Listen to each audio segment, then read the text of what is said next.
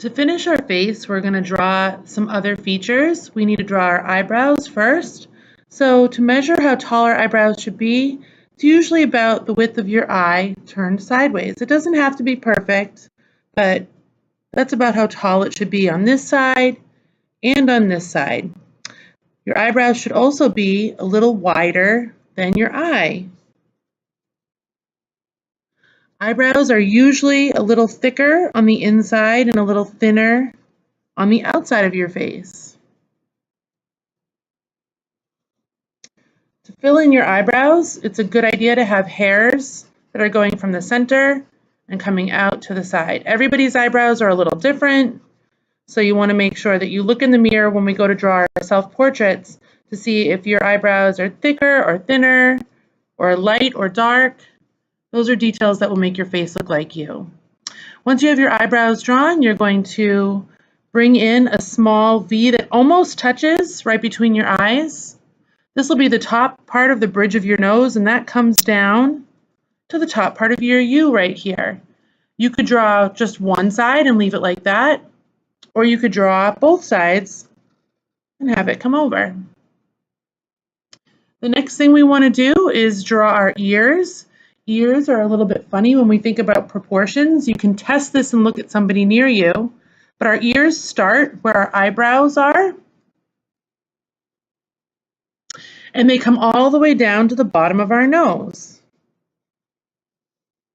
right here. So in these guidelines, I'm going to draw a little line that comes up, stays really close to our face, and comes out for an earlobe at the bottom.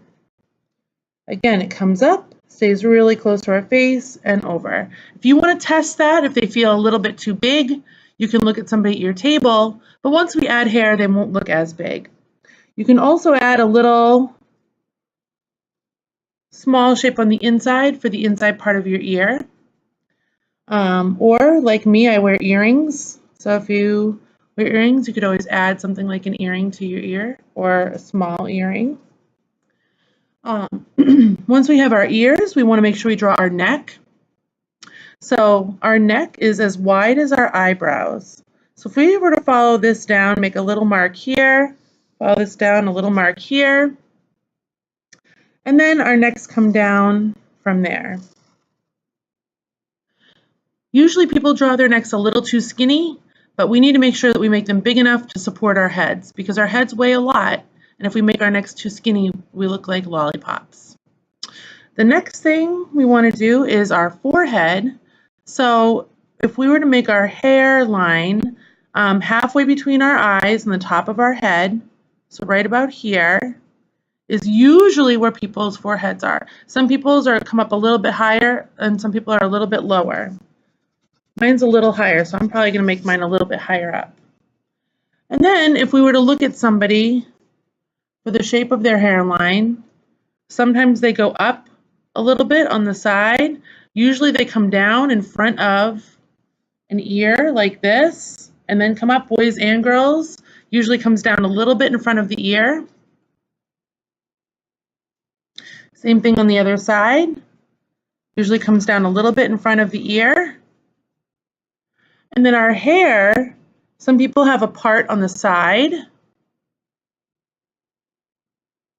and we would have it come up. For girls, it might go behind your ear, or maybe in front of your ear.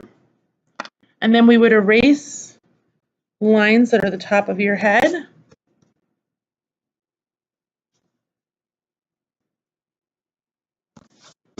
So we could see the hair.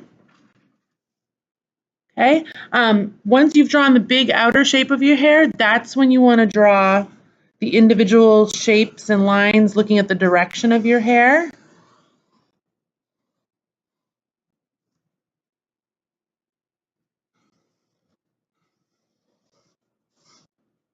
Like that. Similar if it's a shorter hairstyle, like for a boy. We could erase these earrings.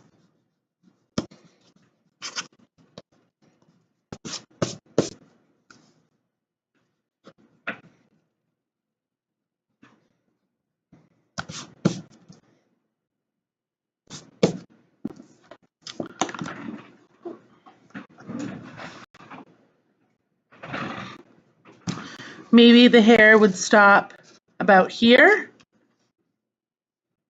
Okay, or if it's a shorter hairstyle,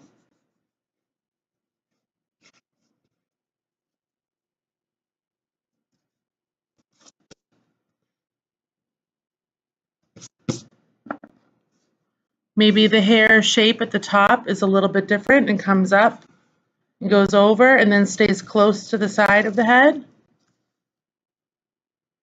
Same thing on this side, come up and over close to the top of the head. Still coming down in the front. Sometimes boys have a little bit more of a style with the sideburn.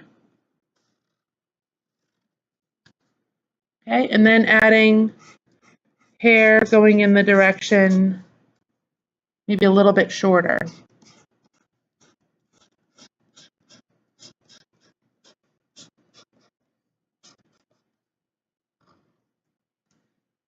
Okay, so again, looking in the mirror is going to be important. You could also add the top of your shirt.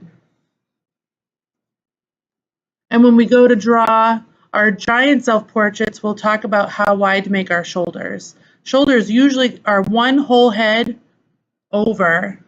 Shoulders are always a lot wider than we think. So when we go to draw our self-portraits on big paper, that's something we're going to want to keep in mind.